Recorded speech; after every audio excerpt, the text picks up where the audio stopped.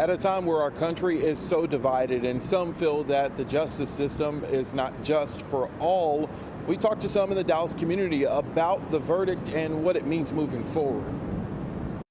It's been more than a year before reaching this point where three men who chased and killed Ahmaud Arbery appeared in court and a jury decided their fate.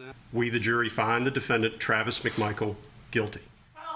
Last year, as hundreds protested in Dallas, they weren't only saying the name of George Floyd, they also marched for Ahmaud Arbery. Some jogged to show solidarity after seeing its final jog captured on video. You know, in a perfect world, I wish I would be using these colors to paint cartoons or something, you know, but unfortunately I have to stock up on flesh tones. More brown tones than any other, but you know, hopefully one day. Others express their emotions through art. Theo Pontevelli has murals all over Dallas. Some of his most notable, unfortunately, of those who died in tragedy. We got his take on the verdict. Still can't consider it a victory. You know, it's a victory when we don't have to go through this and keep our fingers crossed for a guilty verdict. The jury deliberated for 2 days before finding all three defendants guilty of murder.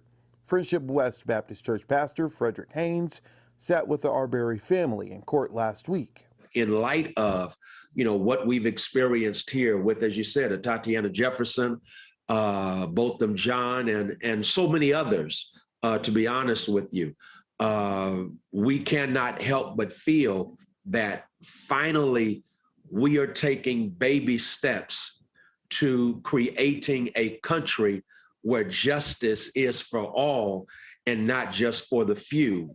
Bree West is a former Dallas County prosecutor. She says this case was the prosecution's to lose because the murder was captured on video, a video the jury asked to look at again hours before they decided a verdict. There is nothing better that you can have when it comes to prosecuting a case. And so the fact that the prosecution team in this case was able to make sure that they utilize that in the best way possible to secure these convictions, I think is, you know, they deserve, you know, kudos for that.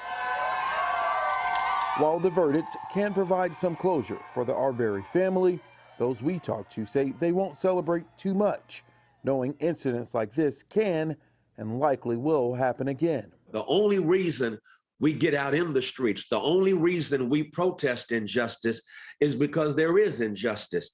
I look forward to the day when I don't have to say a word from the pulpit or get on the pavement because we have to protest racism, systemic injustice, and the like.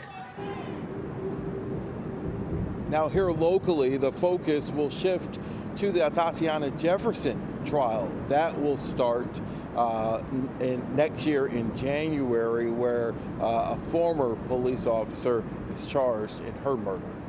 Heather. Stephen, thank you.